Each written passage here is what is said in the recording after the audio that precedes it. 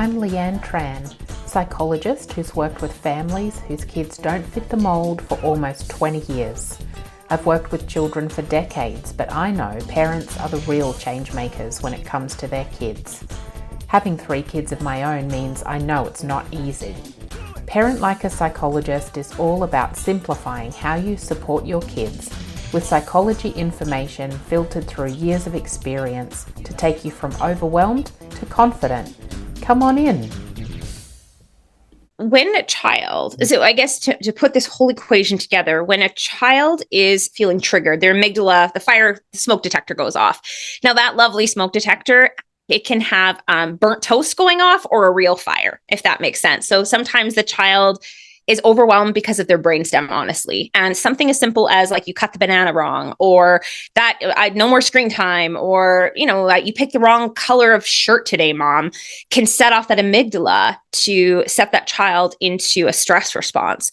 Now, the upstairs brain, your last floor is your thinking brain. That's a lot of parents have heard the term, or maybe they haven't, the prefrontal cortex. That's actually only a segment of the thinking brain. But that cortical brain is not well developed at birth. Honestly, it's almost like the frame of the house is there, but it's not developed whatsoever. So there's something is lacking, which is called neural integration. So that thinking brain, we don't see neurons really starting to fire and seeing connective pathways between the lower brain, the other 2 floors, and that 3rd floor till about 4 to 5 years of age. And then it's not done growing till we're almost 30. So that part of the brain is all about that child feeling like they have problem solving skills, hindsight, foresight. They've like that critical thinking, emotion regulation, empathy, all these really complex skills that we often expect of very young children when the hardware is just not intact yet. And so when a child, even a child who has that ability to access that thinking brain, like imagine you have a child that's 5, 6, 7, 8, and the more sensitive the child, the longer it takes to access that hardware, by the way. So a lot of neurodivergent children, it just comes online later. It comes there. It's not all at once. And it comes in waves of development. Yeah. And so you're more sensitive, your child, and more neurodivergence they have, the longer it takes. So it doesn't mean they won't acquire these skills. We have to keep the lower 2 brain floors nice and healthy. Yes. And then the brain can do what it needs to do to kind of catch up or to continue on with development. So this critical brain, this thinking brain is always asking, am I competent? Or what? And the other thing it asks, kind of asks 2 questions, actually. It also asks, what can I learn from this? And this is where discipline comes in, right? Yeah. It's about developing skills, feeling like they can handle themselves. If their brother makes them so mad because they pushed over their Lego tower, do they have problem solving skills to communicate their frustration rather than hitting their brother? So that is executive functioning. Like I have the skill set to handle my dysregulation, to handle, something that is going on in my world, saying no to a friend who might be pressuring me. This part of the brain is going to look twice before crossing the street. And it's also going to look at, I screwed up, mom and dad, but now I have learned from my mistake. And next time I have to do X, Y, and Z. That's asking when that part of the brain is really poorly developed in young children. We want them to access it. So we lecture them and we try to teach them. And that part of the brain, one, is offline when we go into a stress response. So when our smoke detector goes off, we lose access to that even as adults, that critical thinking, that thinking brain goes offline.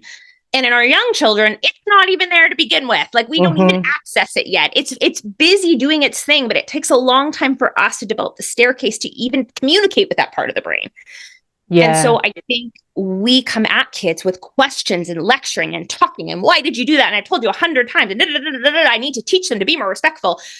And the language just simply overwhelms them. They don't have access to that part of the brain. They're not feeling safe. They're not feeling loved in that moment. So it's not the time to teach. Yeah. And so what it all comes down to in these really hard moments with our kids is we focus on safety and love first. We teach last. That's where discipline comes in. It always happens later when the dust has settled. Yeah, I love that. And, you're speaking to someone who is so totally on board with that. And I talk the same way with parents about how, really when we are mad, our thinking brain doesn't work. I think No. about in the context of like arguments with a partner, right? And I become so irrational because it's about emotion and all of that kind of thing. And yeah, but our natural instinct is to use words with our kids. So yeah, I talk a lot about how we need to do the discipline part later when kids are calm, but also when we're calm. But it's interesting to even think about us using too many words in that moment when we're trying to even just, not even trying to discipline, but just trying to guide our kids through the situation. And I love in the book how you kind of talk about doing it in rather than the talking and then expecting that to filter down. You really talk about approaching them first to address the safety at that base level and then the connection at that love level before doing, any talking about the behavior.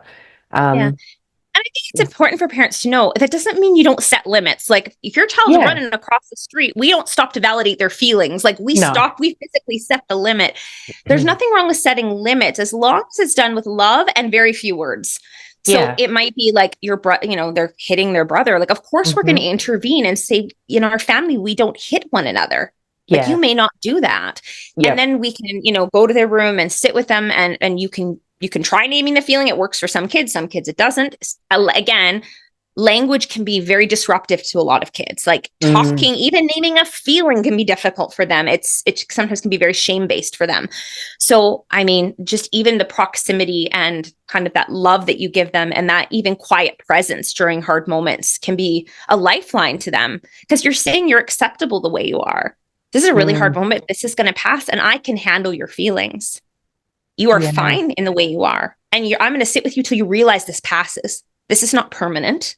And we can both handle this. And you're going to learn to sit with discomfort. Too many people don't know how to sit with discomfort. We eat our feelings, we scroll through our feelings, we drink our feelings, whatever it Mhm. is. We don't know how to sit with these uncomfortable feelings. And that's such a gift to give your kids. If you can just sit with them through something really hard until it passes, and then kids are like, oh, like emotions aren't so bad. Like it's not fun in the moment, but I can handle them and I don't need a screen to deal with it. I don't need Mhm. to eat something, that gives me that dopamine rush in order to distract me from this anger or the sadness that is coming up for me. Yeah. I'm pausing as I listen to you because I can hear even in just saying that to a child, you're really upset. I'm here, I'm with you, and I will wait for it to pass with you. That really is giving those messages of you are safe, you are loved and accepted, but also the teaching part of like you will, you're not teaching them with words, but you're teaching them that they can cope with it and pass through it just by being there with them. And you're teaching them too that they can rely on other people, that when I am Mm, in a state of dysregulation, other people are safe. Like I can talk to my spouse, I can talk to a friend. I don't have to repress these feelings. I don't have to shove these feelings down. We know that causes more harm than good. That mm, when kids have a meltdown, when they cry, when they get angry, that is a release valve. That is the body's way of reducing stress hormones. mm-hmm. And if parents can start to shift and realize that's the purpose of the feelings, that is the meltdown. This is the whole body fighting so hard to say, this is too much and I need to get this out. Or other things toxic stress starts to build up in the body. And we don't want that. That kills the brain. It kills the memory centers. We don't want to do that. That's one of the quickest ways to damage the brain is to repress your emotional state. Now, we don't want kids hitting and spitting and kicking. I get that. And we can set limits on that. But there's Yeah. nothing wrong with the feelings. They've got to come out somehow. And Mm-hmm. so we just have to wait for that kind of emotional dump to happen. And we are safeguarding them against trauma when we do that. Mm, And they learn to rely on others. They learn to be authentic in who they are. That's really important that they can be their whole selves with people and they can enter intimate relationships in a very healthy way. Then they don't hide parts of themselves. They are who they are and yeah. they're comfortable in their skin. So it goes beyond that. I think that learning, it permeates and goes into and transcends just the parent child relationship. And then we look at all the relationships they're going to have in the future. And Yeah. those attachments are going to be safeguards to their psychological well-being until the day they die. Yeah, so and as parents, you have that opportunity to set for them a template of what you want their future relationships to be like. I Absolutely. And it starts in these like really micro moments of saying like, Yeah. I can handle your feelings. Like I can Hmm. be there with you during hard moments. And of Yep. course, we have to work on our own regulation skills. It's not always easy and we will screw up over and over and over Yeah. again. Yep. But ultimately, that's just the message we really try to give them as much as we can, as being like, you're safe with your feelings with me. And I can Yeah. handle no matter what you throw at me, kid. Like I'm not going anywhere. And I Yeah. will be here and you are safe to be you. Yeah. I think and I think just from our conversation, probably parents can see how this can be applied to kids no matter how they're developing. It's the principles really about what to do that you apply in the way that fits for your own child. Yeah.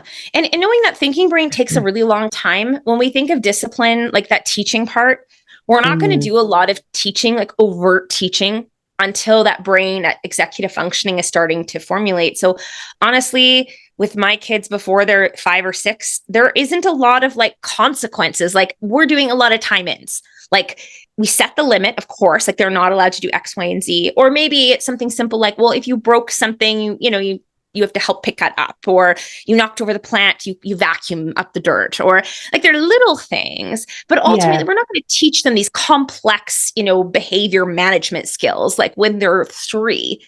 Like they Mm, just need to practice with co-regulation yeah. and just simple limit setting. It's when they get older, when they get to, the second grade up, that we start, about 7, 8, that we start introducing more complex discipline.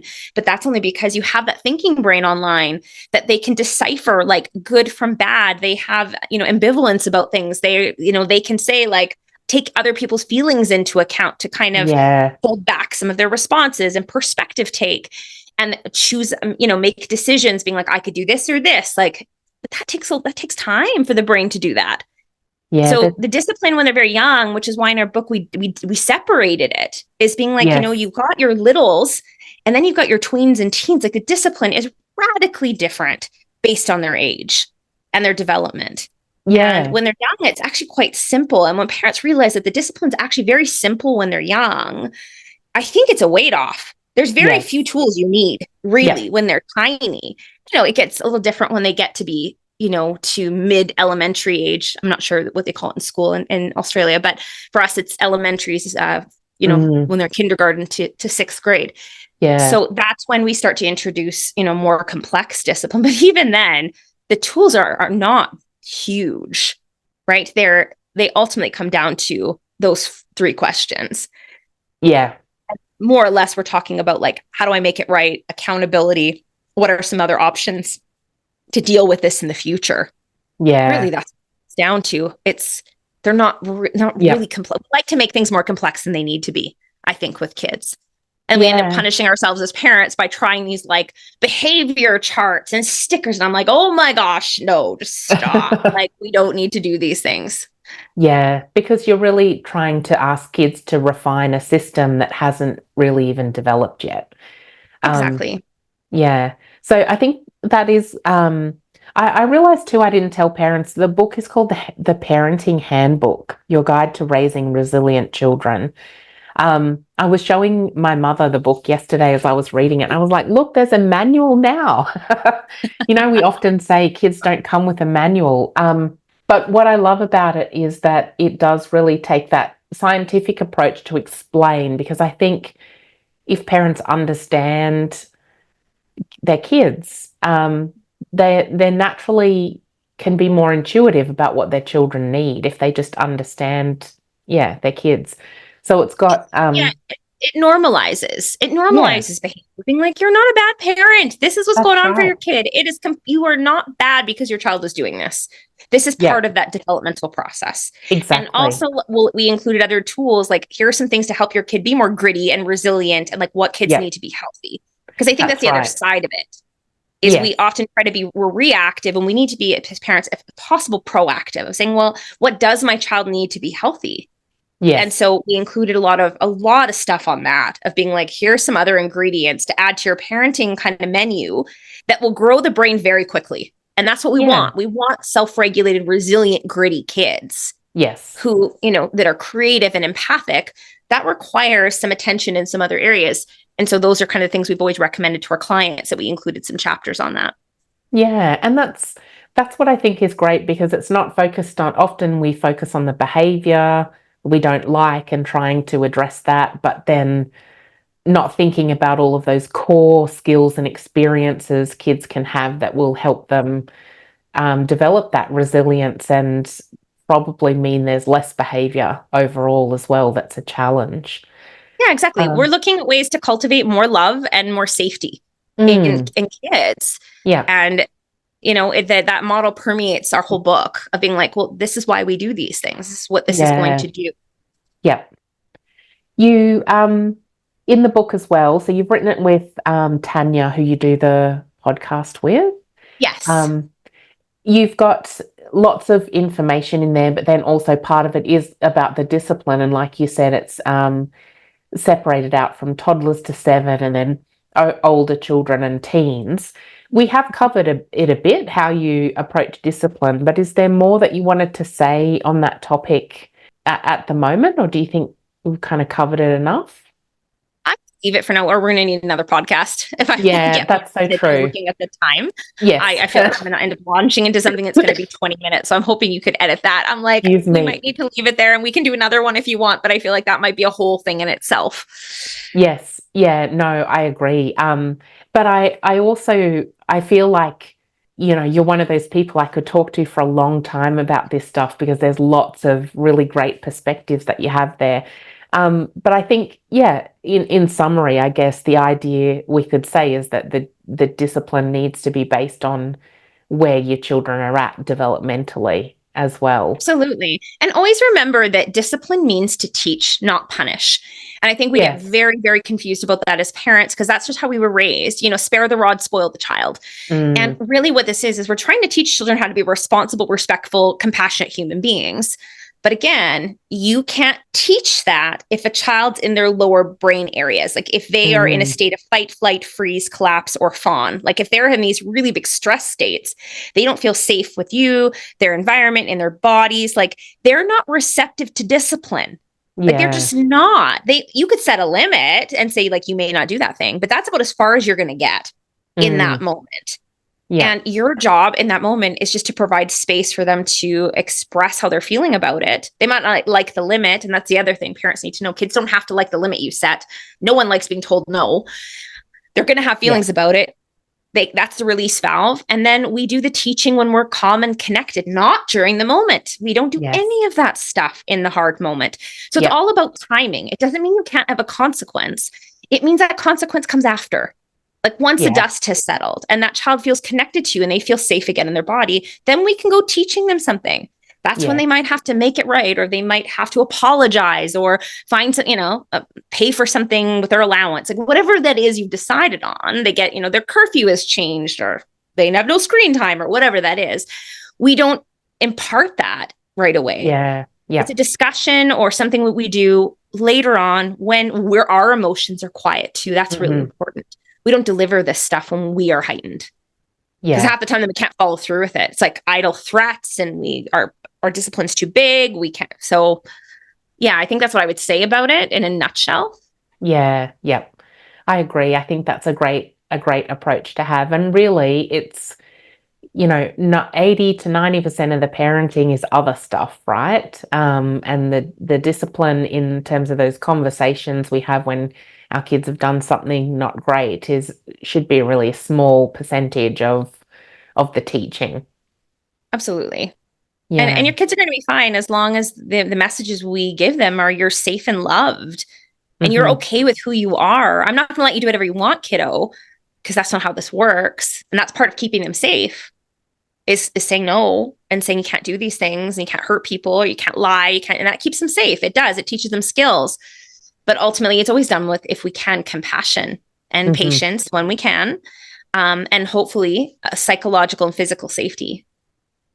Yeah, that's a fantastic place to sum it up, I think, and that's really, really great. Thank you so much for talking with me today, Tammy. And I do really recommend the book.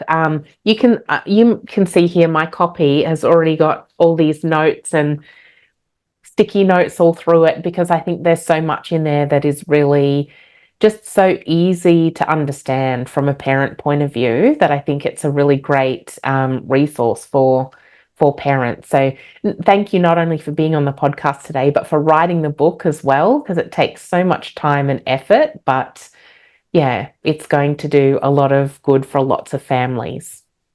Oh, thank you so much for having me. I really appreciate it. You're welcome. Thanks for listening to this episode of Parent Like a Psychologist. If you found it helpful, please share on Instagram so other parents can benefit too, and tag me at Leanne Psychology so that I can say a big thank you.